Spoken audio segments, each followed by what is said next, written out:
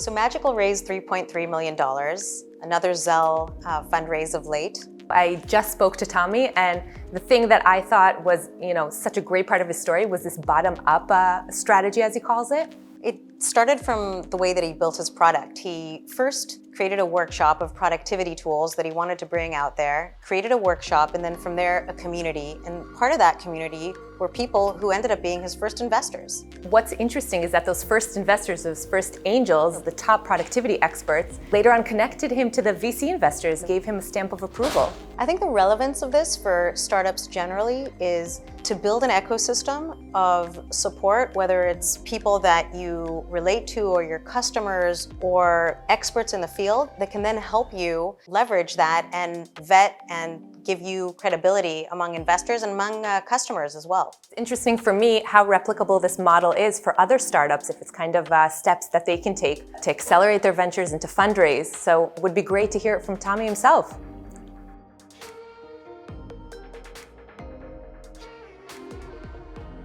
So we used the bottom-up approach. So instead of approaching the lead investor, we decided to go bottom-up and actually approach angel investors from our space. We approach investors from different companies, executives from Notion and Google and Facebook and other companies to create this credibility. So once we got them on board, it was relatively easy to get the lead investor. The way to sell your vision is to basically cultivate a community around you. You want to show that not only you believe in this vision, but you have an army of supporters that believe in this vision.